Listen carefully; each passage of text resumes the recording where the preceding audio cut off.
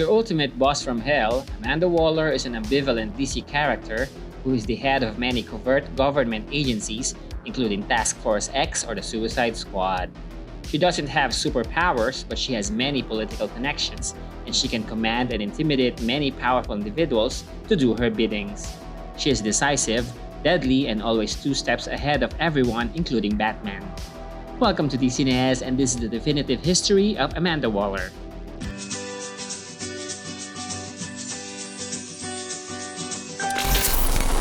Amanda Blake Waller, aka The Wall, is a major opponent but sometimes an uneasy ally of our known superheroes.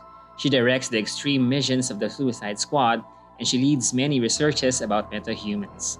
This is because she is usually suspicious of all superhumans for the sake of national security. She is a high-ranking officer who has led different agencies such as Checkmate and Argus, or Advanced Research Group Uniting Superhumans. You know what the problem with the metahuman is? The human part. We got lucky with Superman who shared our values. The next Superman might not. You're playing with fire, Amanda. I'm fighting fire with fire. Created by John Ostrander, John Byrne, and Len Wein, Amanda Waller first appeared in Legends #1 in 1986, reactivating Task Force X. Upon getting the approval from the president, Amanda revealed her personal background as a way to justify the recreation of the Suicide Squad.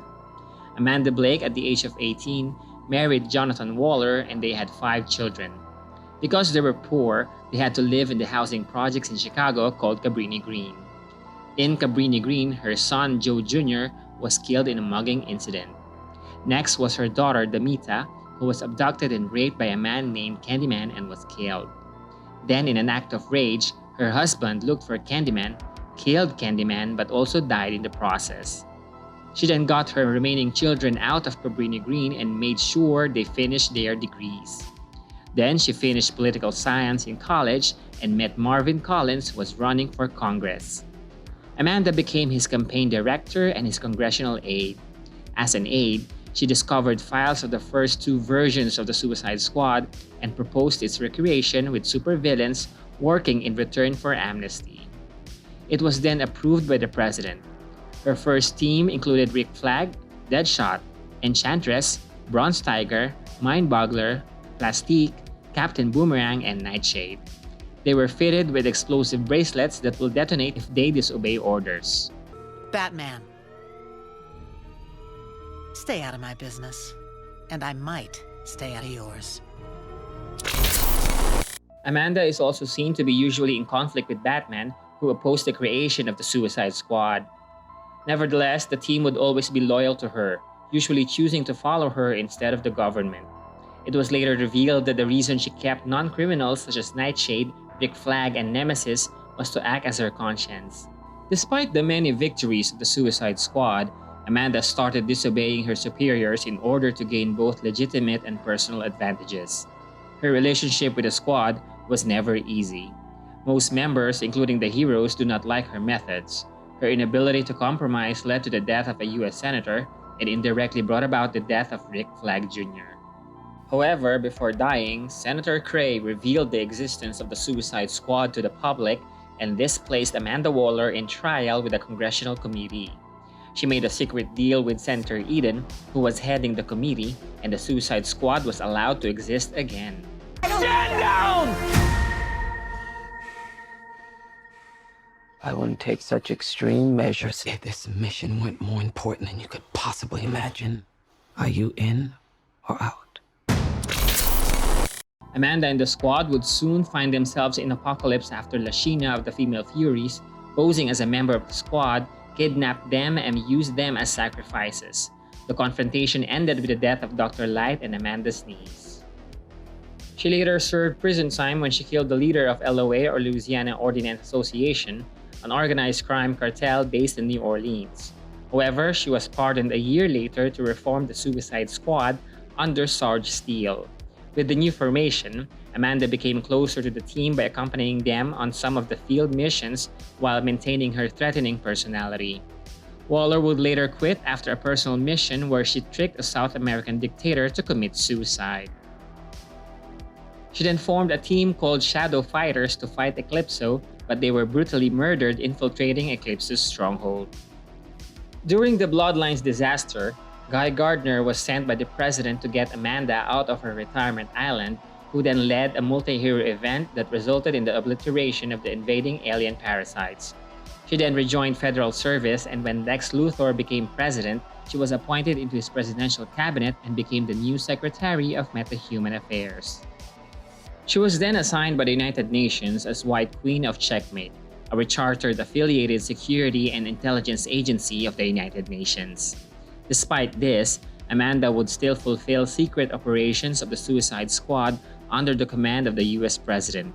One infamous mission that she executed was to capture all the supervillains of the world and put them on a permanent exile on a distant planet called Salvation. When Checkmate found out, she was forced to resign. During the Superman-Batman storyline K, it is discovered that Waller has stockpiled kryptonite and gave it to an anti-Superman group called The Last Line and created a doomsday-like creature called All-American Boy to kill Superman. She later secretly operated another covert group called the Secret Six under the codename of Mockingbird. Mr. President, if we're where I think we are, Cadmus is your only option. I'll let you know, Amanda. Stay on high alert.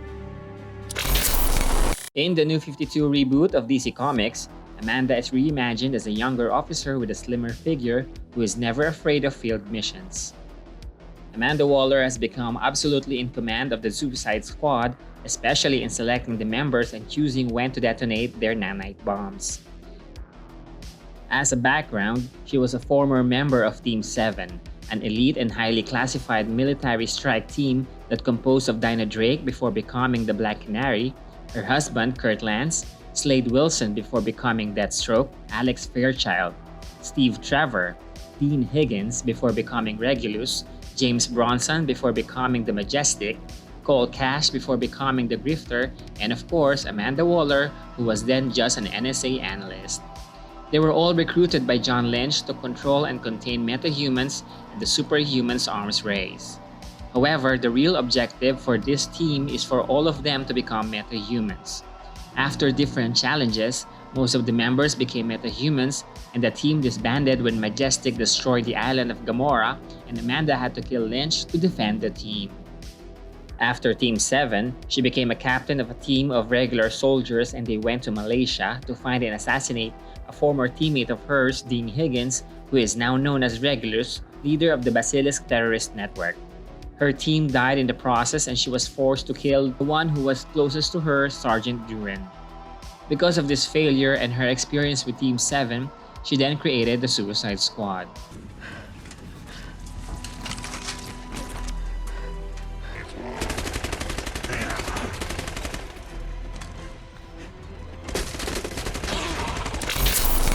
Much later, Amanda would become the director of Argus. She would then create the Justice League of America and place Steve Trevor as its leader. The main goal of this team is to have a version of the Justice League that is loyal to the US government. This team included Hawkman, Martian Manhunter, Green Lantern Simon Baz, Green Arrow, Vibe, Katana, Catwoman, and Stargirl. Back in the Suicide Squad, she then recruited James Gordon Jr., brother of Barbara Gordon aka Batgirl, to become Amanda's tactical analyst. James Gordon Jr. is a genius serial killer and an inmate in Arkham who indirectly helped Joker paralyze Batgirl. He is also in love with Amanda, who would later save Amanda from Harley Quinn. What's this all about, Waller? This is about making me happy, Tiger. This time I'm searching for something special. In the 2016 DC Rebirth initiative, Amanda Waller returns to her original look, and she was first seen convincing President Barack Obama about the continuation of Task Force X. Despite the many ideals of Obama that the squad has broken, Waller fought about the ugliness of reality. She convinced him that the squad will deal with threats neither the president or the Justice League can be aware of. They eventually agreed to put Colonel Rick Flag as the moral leader of the group. In the 11th issue of the Suicide Squad, still part of DC Rebirth, Amanda was being hunted by Rustam and was suspended from Task Force X. Then on a drunken night, she was shot and killed.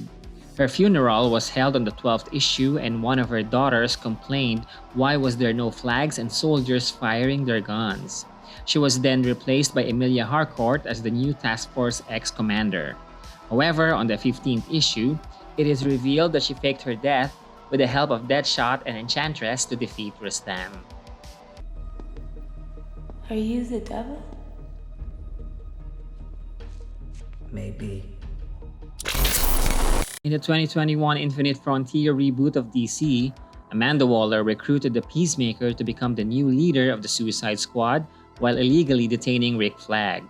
The new team consisted of Talon, Connor Kent aka Superboy, Culebra, Mindwarp, and Nocturna. The explosive implants to the squad members consisted of an electrocution capacity to serve as warning for disobedient members. She also sent Bloodsport to Earth 3 to investigate on the metahumans there and kidnap Black Siren, but Bloodsport was killed by Ultraman of the Crime Syndicate. It was later on revealed in the Future State series that her ultimate plan was to recruit members of the Justice Squad, an imitation of the Justice League, put them in Earth 3, and put Connor Kent as the new Superman of Earth 3 while defeating the Crime Syndicate. That android is Cadmus' property. You're gonna have to find somewhere else to keep your brain. A nano disassembler beam. Your design, I believe. Now let's get to animation. In the DCAU or DC Animated Universe, Amanda Waller makes her debut in Justice League Unlimited, voiced by CCH Pounder. This version of the character is very antagonistic of the Justice League. She leads Project Cadmus, a secret agency of the United States government that creates powerful clones with the aim of fighting the Justice League should they go rogue. Project Cadmus created the Ultiman, Galatea, and Doomsday.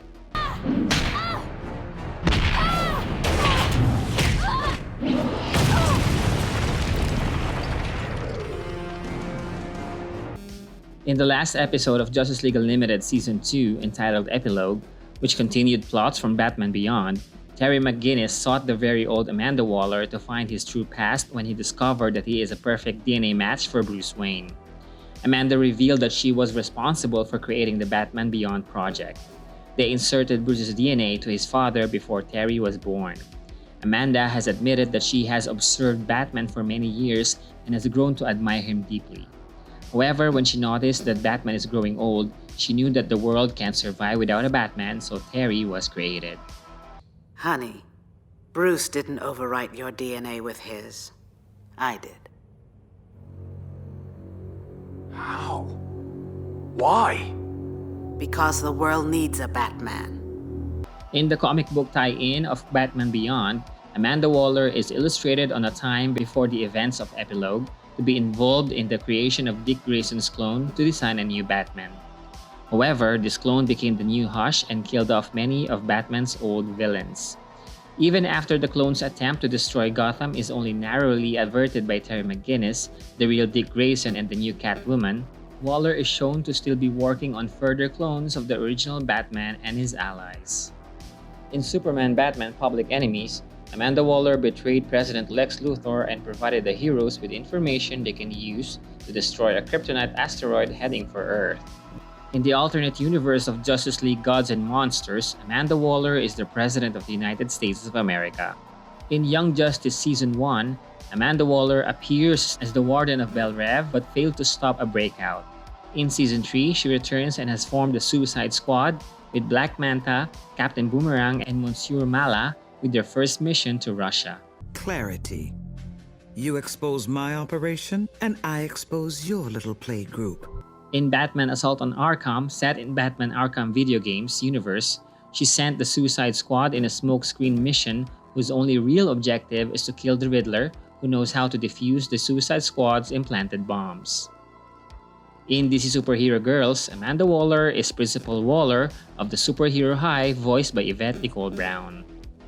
In the DC AMU or the DC Animated Movie Universe, Amanda Waller is voiced by Vanessa Williams in the Suicide Squad Hell to Pay. Here, she has a terminal disease and she sent the Suicide Squad to find Steel Maxim to acquire a mystical card that would help her get to heaven. In Batman Hush, Amanda has not yet died and she collaborated with Batman to transfer Bane out of Blackgate Penitentiary. And in Justice League Dark Apocalypse War, Harley Quinn became the leader of the Suicide Squad after Amanda Waller died of cancer.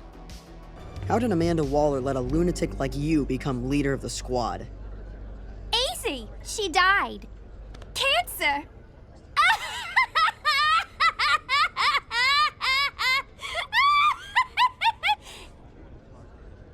Sorry, it's a defense mechanism. Now let's go to television. In Smallville, Amanda Waller was portrayed by Pam Grier, and she is a ranking officer of both Checkmate and the Suicide Squad. In the Arrowverse, Amanda Waller is also known as Mockingbird and is portrayed by Cynthia Adai Robinson and appeared frequently in Season 2. Here, she is the director of Argus, she knows the secret identity of the Green Arrow, and she sent a team to kidnap Diggle for Diggle and Oliver Queen to search for Lyla in Russia. She later on formed the Suicide Squad with Deadshot, Bronze Tiger, Shrapnel, Michaels, and Diggle to destroy a biological weapon in Markovia. Why are you telling me all this? Because I know how you and Oliver Queen spend your nights. Now for the movies. Angela Bassett portrayed Amanda Waller in the Green Lantern movie of Ryan Reynolds. Here, Amanda is a scientist who works for the DEO, and it's revealed that her family was killed by a gunman when she was younger.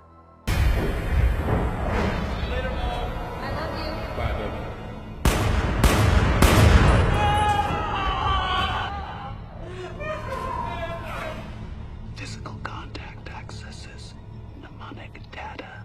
And finally, in the DC Extended Universe, Amanda Waller is portrayed by Viola Davis in the 2016 Suicide Squad film directed by David Ayer, and then in the 2021 film The Suicide Squad, directed by James Gunn.